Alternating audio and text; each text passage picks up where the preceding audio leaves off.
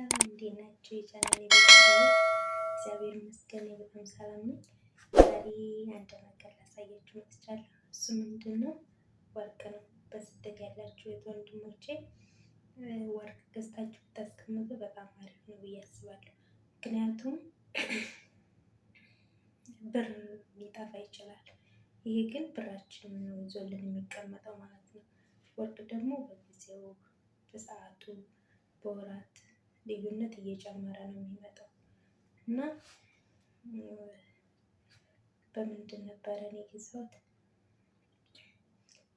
2024 ናሴ ላይ በ260 ነበር የገዛሁት 1 ግራም ማለት ነው 21 ካራት የባህሬን ወርቅ። ከዛ አሁን ሚያዝያ ላይ ደግሞ ያኛው ትንሽ አላማረኝም ነበረና ለመቀየር አሰብኩና ስጠይቅ 349 ብር ነው የገዛሁት። ይሄ 22 ካራት ነው። ያኛው ደግሞ የሸኩት 21 ካራት የባህሬን ወርቅ ነው። በ260 ብር የገዛሁት ማለት ነው። እና ወርቅ ገዝተን ብናስቀምጠው ለኛ በጣም ጠቃሚ ነገር ነው። ሀገራችንን ይዘን ብንገባ ብናስቀምጠው የቸገረን ሰዓት ብር ነው። ሳንቲም ግን እጃችን ላይ ላይቀመጥ ይችላል።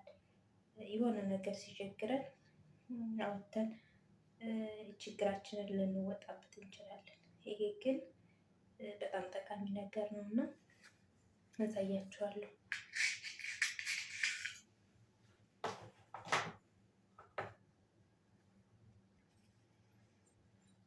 ይሄውን ወደ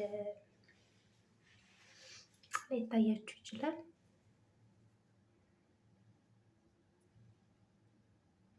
7 ነጥብ ምናምን ነው የፈጀው እስከ ታክስ ምናምን 3025 ብር ምናምን ድርሃም ማለት ነው። እኔ ዱባይ ላይ ያለሁት እና አሁን ልሽጥ ብር ደግሞ ጨምሯል።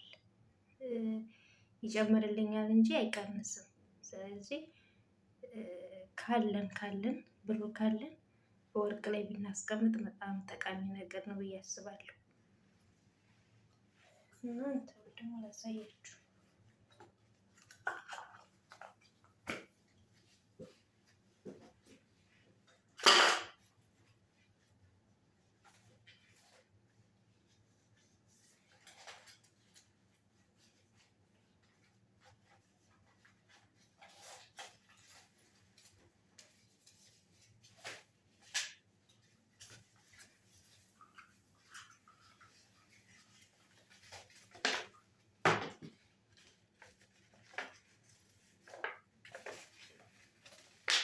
ይሄ ገጽኩበት ነው።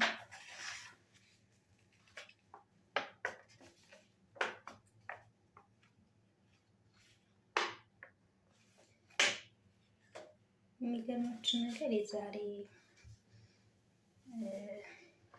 በ2019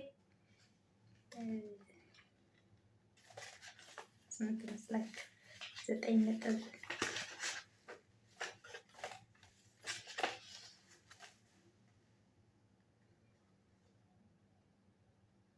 9 ነጥብ 470 1790 ድርሃም ነበር የገዛሁት።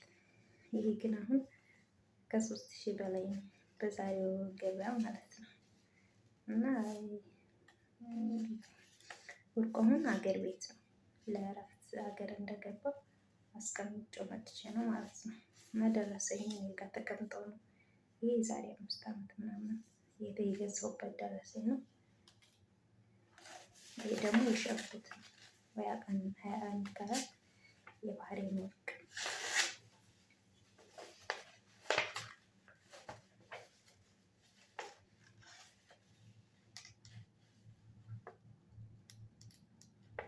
አምስት ነጥብ 56 የገዛሁት 2000 ድርሃም እስከ ታክሱ ማለት ነው። ይሄን ግን አጭበርብረውኛል። በ300 ምናምን 1 ግራም በ300 ምናምን ሂሳብ ብለው ያሰቡልኝ እና ከሚያውቅ ሰው ጋር ብትሄዱ ወይ ከመዳሞቻችሁ ጋር ከሚያውቅ ሰው ጋር ብትሄዱ ጥሩ ነው። ለምን እንዳያጭበረብሯችሁ ማለት ነው። የኔ ግን በፊት ተጭበርብሬ ስለነበረ አሁን አላጭበረበሩኝም። በስነ ስርዓት ነው ገዝቼ የመጣው። ስለዚህ